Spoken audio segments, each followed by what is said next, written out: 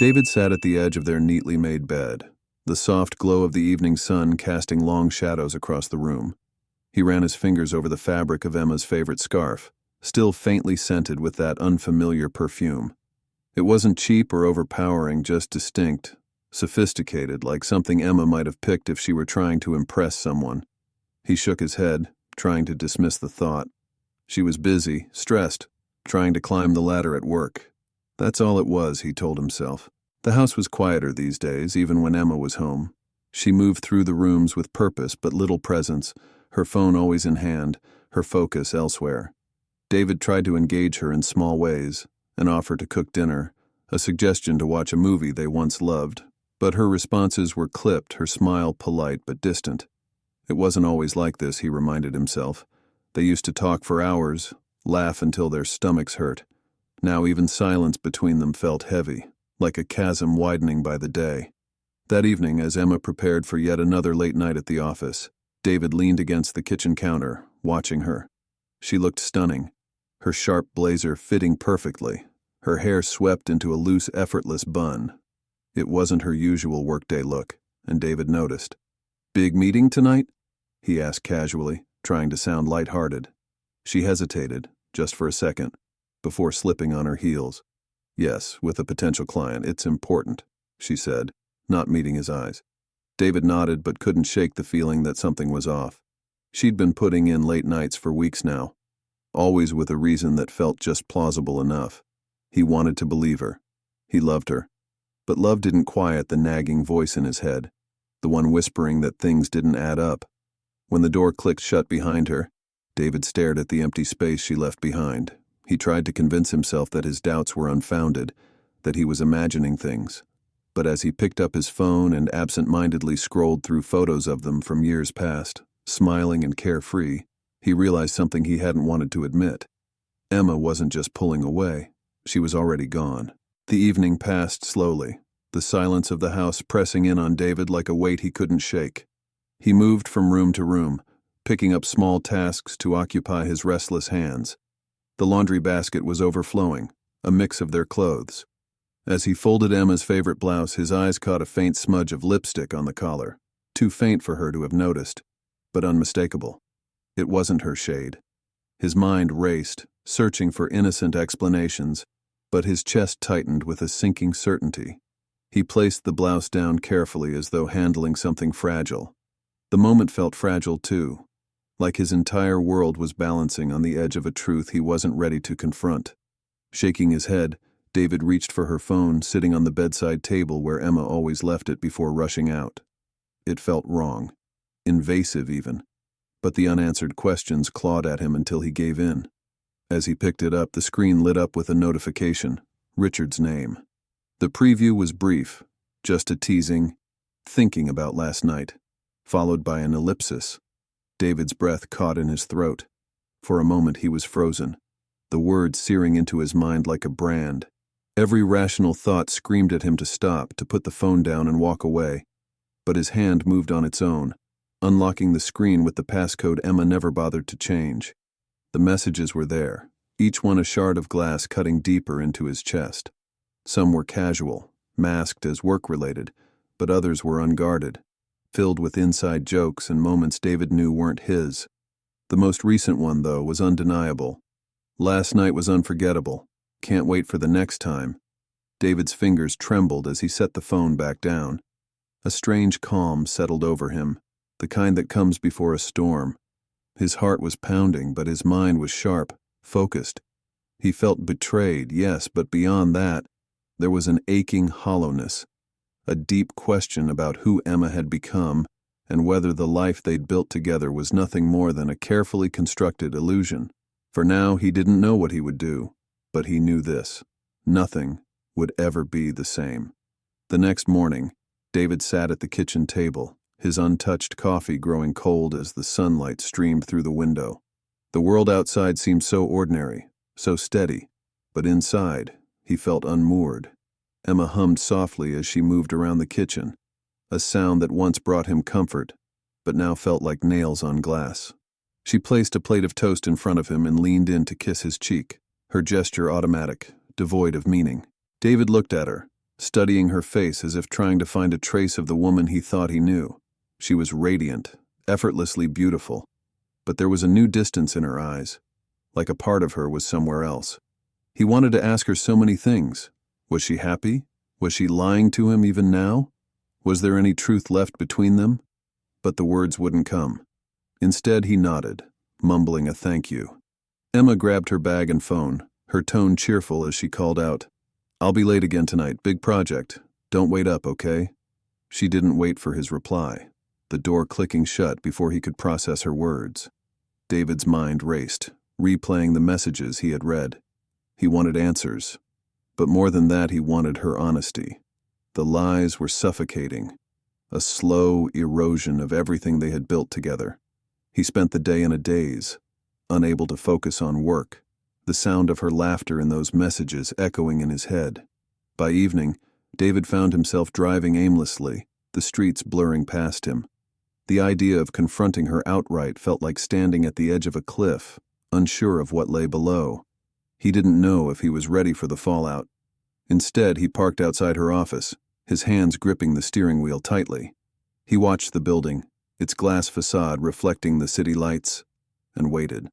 Hours passed, but finally, Emma emerged. Her face lit with a smile he hadn't seen in months. She wasn't alone. Richard walked beside her, their shoulders brushing, their laughter soft but unmistakable. David's chest tightened as he watched them, their connection undeniable. It wasn't just suspicion anymore, it was real, and it was right in front of him. David stayed in his car, parked just far enough to remain unseen. The world around him was quiet, the faint hum of passing cars blending with the rhythmic pulse of his own heartbeat. He watched as Emma and Richard lingered by her car, their body language intimate but restrained.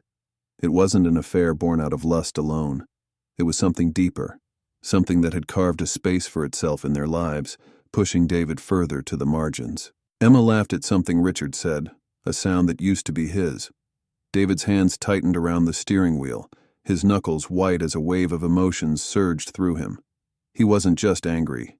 He felt hollow, as if something vital had been stolen from him without his consent. The worst part wasn't what he was seeing. It was that in some way, he had felt this coming for months and done nothing. Emma finally climbed into her car, waving goodbye to Richard as she drove off into the night. David's impulse was to follow her, but he stopped himself. Instead, he turned his attention to Richard, who lingered for a moment before heading back into the building. David's mind raced with questions he wasn't ready to answer. Why Richard? What had drawn Emma to him? Was it his confidence, his success, or just the escape he offered from the life they'd built together? Driving home, David's thoughts spiraled. The house felt colder than usual when he stepped inside, every familiar detail now tinged with betrayal. He walked into their bedroom and stared at the neatly made bed, the bedside lamp casting a soft glow. He wondered how many times Emma had laid there thinking of Richard, and not him. David sat down and opened his laptop. If Emma wasn't going to be honest, he would find the truth himself. He searched for Richard's name, scanning through his professional profile, social media accounts, anything that might give him insight. It felt invasive, but David didn't care. This wasn't just curiosity, it was survival. He needed to understand the man who had taken what was his. As the hours passed, David realized something chilling. Richard wasn't just Emma's boss. He was married, with 2 kids. This wasn't just betrayal. It was destruction waiting to unfold. The next morning, David woke up to the sound of Emma's footsteps moving briskly around the house. She was on the phone, her tone cheerful, almost glowing. He stayed in bed, staring at the ceiling, the weight of the previous night pressing down on him. The knowledge of Richard's family added a bitter layer to his already shattered emotions. This wasn't just a betrayal of him. It was a betrayal of others, people who were completely unaware their lives were being pulled apart behind the scenes. When Emma finally walked into the room, she was dressed sharply, her usual polished appearance amplified by the extra care she seemed to take lately. "Morning," she said, her smile warm but fleeting, as if her thoughts were already elsewhere. David managed a weak response, studying her face, searching for a crack in her composure. If she felt guilt, it was buried too deep to see. Emma leaned over and kissed him lightly on the forehead. "I'll be home late again," she said casually, grabbing her bag and heading out without another word. The door shut, and the silence that followed felt deafening. David sat up, running his hands over his face. He couldn't keep living in this limbo, knowing the truth but doing nothing about it. He needed to act, but every option felt like stepping into quicksand. The day passed slowly. David couldn't bring himself to focus on work, his thoughts a tangled web of anger, sadness, and confusion. By evening, he found himself scrolling through Richard's social media again.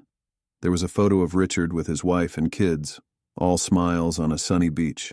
The stark contrast between that image and the man he'd seen with Emma the night before made David's stomach turn. David picked up his phone, hesitating for a long moment before dialing Emma's number. She answered on the second ring, her voice bright. "Hey, what's up?" she asked, the noise of a bustling restaurant in the background. "Are you working late?" David asked, his voice steady despite the storm inside him. There was a pause, just long enough to tell him she was forming a lie. "Yes, it's a client dinner," she replied smoothly. David clenched his jaw, his fingers tightening around the phone. "We need to talk," he said firmly. "When you get home." The silence on the other end told him she understood exactly what he meant. The house was still when Emma walked through the door late that night. David sat in the living room, the dim light of a single lamp casting shadows on the walls. He didn't turn to greet her, his focus fixed on the faint hum of the clock ticking on the mantel. Emma hesitated in the doorway, sensing the tension in the air. She set her bag down slowly, her smile faltering. "You wanted to talk?" she asked, her voice light but guarded. David finally looked up, his eyes meeting hers. There was no anger in his gaze, just a deep weariness that made her shift uncomfortably. He gestured toward the couch. "Sit," he said simply. Emma sat across from him, her posture stiff, the cheerful mask she'd worn earlier slipping away. David took a deep breath, his fingers tightening around the edge of the coffee table. "I know," he said, his voice quiet but firm. The weight of his words settled between them, heavy and unshakable. Emma opened her mouth to speak, but no words came. Instead, her hands fidgeted in her lap, a telltale sign of her guilt. "For how long?" David asked, his tone steady but strained. Emma looked down, her silence answering more than words ever could. When she finally spoke, her voice was barely above a whisper. "A few months," she admitted, her eyes glistening with unshed tears. "It wasn't supposed to happen." David let the words sink in, the truth cutting deeper than he'd imagined. "And Richard?" he asked. "Does his wife know? Do his kids?" Emma's head snapped up, her expression a mix of shame and panic. "No," she said quickly. "They don't. It's complicated." David shook his head, his voice rising slightly. "Complicated. You've been lying to me, lying to his family, sneaking around like none of this matters." His frustration cracked through the calm exterior he'd been holding onto all day. Emma's tears finally fell, but they didn't move him. "I didn't mean to hurt you," she said weakly. David stood, pacing the room as his thoughts spilled out. "You didn't mean to? Then why? Why him? Why betray everything we've built for this?" Emma didn't have an answer, her silence leaving the room filled with the sound of her quiet sobs. David stopped pacing and looked at her, the resolve in his voice chilling. "This can't go on. Not like this." The silence between them stretched, broken only by the sound of the wind rattling the window panes. Emma sat frozen on the couch, her tears slowing, while David stood a few steps away, his breathing steady but shallow. The air felt heavy, filled with words neither of them could find the courage to say. David finally turned to face her, his expression unreadable. "I don't know if I can forgive this," he said quietly, his voice void of anger but weighted with disappointment. Emma flinched as if the calmness hurt more than yelling would have. She wiped her face and looked at him, her voice trembling. "I didn't want it to end like this. I didn't think it would get this far." David's laugh was bitter, a sound that startled even him. "That's the problem, Emma. You didn't think, not about me, not about us, not about the damage this would cause." He sank into a chair, his hands gripping the armrests as if to steady himself. "I want to know why. I need to understand." Emma hesitated, her hands twisting the fabric of her dress. "Richard. He made me feel noticed," she said, barely above a whisper. You've been distant, David. You bury yourself in work, or sit in silence. I felt invisible. David's chest tightened. The words stung, but he couldn't deny the truth in them. He had withdrawn, tired from years of trying to meet unspoken expectations, of feeling like he wasn't enough for her. Still, it didn't excuse what she'd done. So instead of talking to me, you chose him? He asked, his tone sharp but not cruel. Emma shook her head, her voice breaking. It wasn't about choosing him over you. It was about feeling alive again. David leaned back, his eyes fixed on the ceiling. He didn't respond, letting her words linger in the space between them. He felt a strange mix of emotions: betrayal, sadness, and an aching nostalgia for the love they'd once shared. After a long pause, he stood. I need time to think, he said firmly. You should stay with a friend tonight. I can't look at you right now.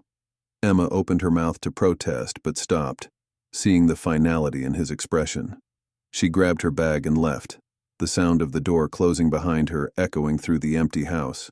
David stood alone, the weight of the moment settling deep into his chest. David sat on the porch steps, the cool morning air brushing against his skin. It had been 6 months since Emma left for the last time, her bag slung over her shoulder and tears streaming down her face. At first, the emptiness in the house was unbearable. Each room carried echoes of their life together, memories that felt sharp and unforgiving. But with time, the silence became his companion, giving him space to heal and rediscover himself. He looked out at the garden, where a few wildflowers had started to bloom. The sight felt symbolic, something beautiful emerging from the chaos. David had spent those months rebuilding, not just his home but also the parts of himself he had neglected. He picked up old hobbies, reconnected with friends, and even started therapy to unpack the weight of betrayal. Slowly, he began to feel whole again. One afternoon, while running errands, he spotted Emma across the street. She was walking alone, her expression tired, her once radiant smile absent. For a moment, their eyes met, but neither of them approached. David felt no anger, no bitterness, just a quiet sense of closure. Whatever she was going through now was no longer his burden to carry. Back home, he prepared dinner with someone new. Sophia, a friend he had reconnected with during this difficult period. She was kind, patient, and attentive in ways that reminded him of the love he deserved. They laughed over a silly cooking mistake, the sound filling the house with warmth that had been missing for far too long. As they sat down to eat, David reflected on his journey. Emma's betrayal had been devastating, but it forced him to confront truths about himself and his marriage that he had long ignored. He realized he had spent too much time trying to make others happy, while forgetting his own worth. Now he was learning to choose himself. Looking at Sophia, he smiled, feeling something he hadn't felt in years: peace. Life wasn't perfect, but it was his again. If someone betrayed you, like Emma betrayed David, would you seek closure or let it go? Share your thoughts below. I'd love to hear your perspective.